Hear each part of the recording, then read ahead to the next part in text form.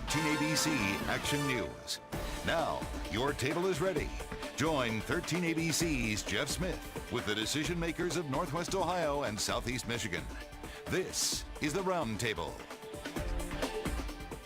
Hi there, good afternoon. Thank you so much for spending some time with us here as part of your Sunday, the Roundtable program here on 13 ABC Action News. I'm Jeff Smith.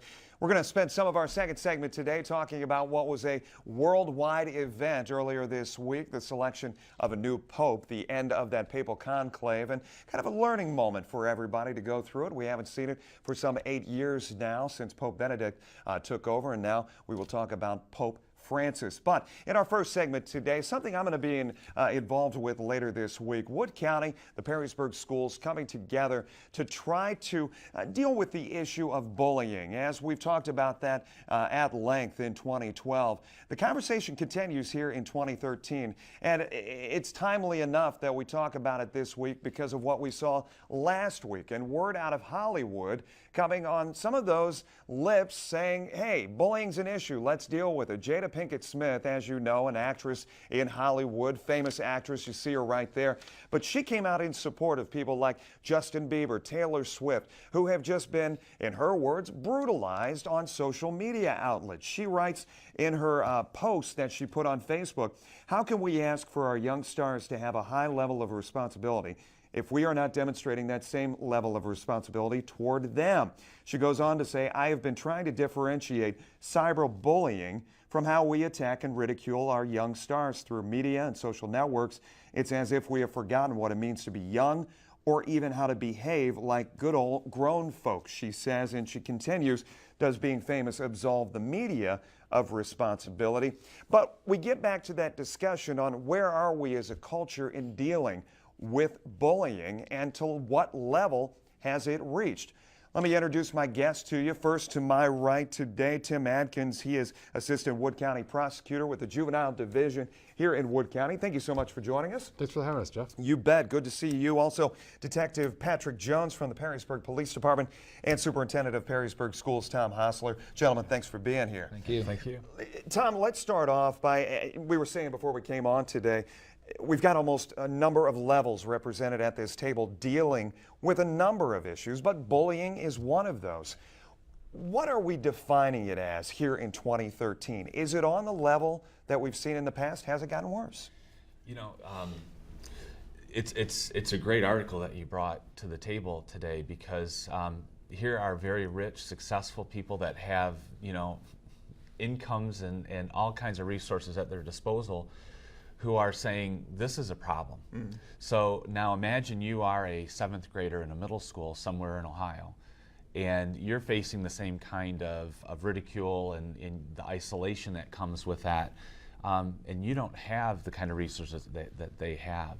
So I think it's very timely that we come together and continue to talk about what goes into bullying, you know, what are the behaviors, and what can we do as a community to address this and get everybody, you know, talking in the same language. You all are part of an anti-bullying summit, which is going to happen later this week on Thursday at the Commodore Building. You see the details right there, March 21st. We'll get more into the specifics of that. But Tim, I was asking the question, has it gotten to the level where it has reached bullying, that is, the Wood County Prosecutor's Office, the Perrysburg Police Department? And you said yes. Yes, it unfortunately has. Quite often we will see the child that's been bullied, that's been teased, picked on for months and years, finally getting enough and lashing out at their bully. And we will get a police report for an assault, and as we look into the matter, find out that the person that was assaulted, the air quote victim, actually was the verbal aggressor in the overall incident. As we have seen, Detective, these cases pile up in the media, and so many times we hear people resort back to, well, that person had issues, that person had mental illness or something along those lines. When you investigate these cases, is it as simple as just somebody that's been poked and prodded a little bit too much, or are we getting to a point where we're just too sensitive? No, I think, you know, these kids are getting poked and prodded a little too much, and in the age of you know, electronic media, in electronic devices has gotten worse. I mean, how many kids have a cell phone, have an iPod, have an iPad, have a computer, and they feel they can hide behind that and poke at these other kids. So it's gotten worse. It doesn't have to be face-to-face anymore. But how do you police that? It's difficult. I mean, it can be done, and when it's brought to our attention, we can look into that, and we can look at that electronic evidence to find out what's going on. But it's more difficult, and that's where the parents need to, become involved and know what's going on with their child. Tom, I asked you before we came on, I said, when you have this issue come before you, when parents are addressing, what are they saying? How do they? I would imagine sometimes there's irritation with parents that it's going on, but there's also probably that intimidation factor where, maybe they're old school. Maybe they think to the fact, it's not bullying, deal with it. I had to deal with it growing up. There's a whole spectrum of reaction from parents, ranging from what you just described, where, I got teased when I was little and you need to suck it up, all the way to you need to do something, school district, you need to do something about it. And what we are hoping to accomplish is getting parents involved in the conversation, because we're limited. The courts have had a few rulings about what schools can do, but our reach beyond the schoolyard gate is limited. But we need to be able to educate parents so that we can attack this, from the front yard, from the schoolyard, from the police department, the prosecutor's office, and address those things. But parents, no one wants to hear that their child is a bully or does bullying behavior. Yeah. So immediately it's like, not my child. And that's a normal response to, it isn't bullying. There's this conflict going back and forth, and it's like peeling an onion, because they said this and my child responded and now my child's in trouble. So it's complicated. So we really have to focus on, well, what is the behavior? But are there those flags? I mean, are you, as the police department, the prosecutor's office, are you putting out there those checklists for teachers, for parents to look for these red flags that exist? Or is it just so darn obvious you need to get something done? Well, you'd like to think that it's obvious, but it really isn't. I mean, for someone that's bullied, if you see them become withdrawn, if they seem like they're hesitant to go to school, some of their friends have seemed to have disappeared and fallen away. Those are telltale signs for a parent to try to engage with their child and find out what's going on. For a parent of someone that's actually bullying, that's perhaps listening to what other parents may say. But as Tom indicated, it's hard to go to a parent and say that their child is a bully. That's hard for a parent to realize, and sometimes it's hard for a parent to see. And in the age of phones everywhere, as Pat indicated, that becomes even more difficult, because as much as you want to be able to search your child's phone on a regular basis, sometimes it's just not enough time to do that. How important is it, or how much training, I guess, is being done?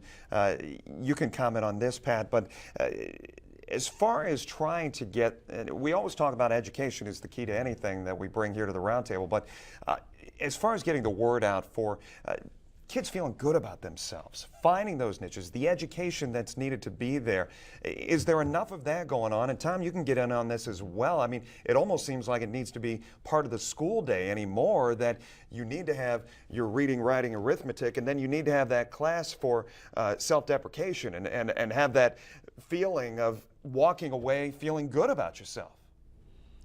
I would agree. I mean, there's a lot of kids that I've come in contact with who, they don't feel good about themselves just because of, the bullying that's going on. And, and it may be something as simple as a comment, walking through the hall from somebody, that gets them feeling down, or someone else, makes another comment to them. But where does teasing become bullying? Or is that the fine line we're dealing with?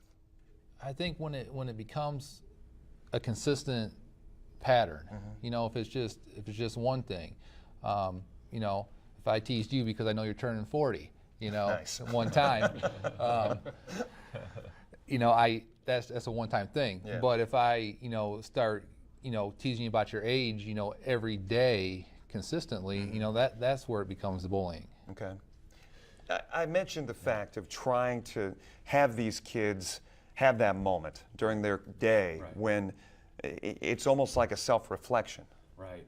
We have, in many districts around us, have implemented bullying training, and we have Oveus Bullying is the training that we've gone through district-wide, K through 12. And basically what it does is it defines what the behavior is, because you have direct bullying, which the detective described, and you have indirect bullying, things that you can do to exclude people. So we come up with a common language that we're all speaking. Districts and folks that come out and say, we have a zero tolerance for bullying, sounds great, but the reality is it's everywhere. And you have to set up a climate where kids are comfortable going to adults, having that release so that when they're feeling that way, they can go and speak with somebody. We know that in the elementary, as the children progress, research shows that bullying begins to pick up. It peaks kind of at the middle school, and then you see it begin to trail off at the high school. So we understand that we have to get to students in the elementaries especially to begin to identify, to reach out, to be able to talk in that similar language and get staff to recognize those things that the detective said. And obviously budget issues. You want to supply so many counselors, as many as you can, to try to get that ratio for one-on-one contact. But I mean, those counselors are available. Yeah, you know, and the one thing that the training has taught us all is that it's all of our responsibilities. We had our bus drivers, our coaches go through this because it's all hands on deck. And if it's a counseling problem, then we really missed the boat. But it's a teacher, a bus driver, a coach, they see things and they can be able to respond accordingly. And I think you have to build that culture. So we always have those who are civically engaged, who are probably going to show up Thursday night in the Wood County area and be a part of this discussion. But I guess the word goes out today to those who might think, well, maybe I have something to learn. Everybody's got something to learn on this. Everyone has something to learn about this. And it's a problem that is not going to go away. And it's a problem that in this day and age is much easier to do. And it wasn't just a buzzword in 2012 or 2011. It exists and it needs to be dealt with, you're saying. Exactly. And I think part of the real reason, it's hard to go face to face and say mean things to someone. It's easy to do it with a text. It's easy to do it with a Facebook post because you're doing it not anonymously, but just not face to face. And that's not going to go away. Yeah, and from a police perspective, Detective, as you continue to investigate people's claims verbally, you're also having to do it from a techno side, right? Yes. You know, you get we had a case a couple years ago where, you know, a couple students made a fake Facebook page just to make fun of another student. I mean, that was one of the extremes on it, but, you know, through text messages, through emails, you know, through messenger apps on an iPod, you know, it's all there. So we have to look at that stuff too. Yeah, so the policing continues not only at home, not only at school, but also in the community at large. Let's show you those specifics on that anti-bullying summit, which comes up Thursday, again, March 21st, the Commodore Building. Panel discussion, question and answers, back and forth at the very end of the segment. It goes from 7 to 8:30. The most important thing, it is free, open to the public. You are invited to be a part of this discussion. Gentlemen, thank you so much for spending some time with us here on the Roundtable program. We'll be back with our next segment right after this. Stay right there.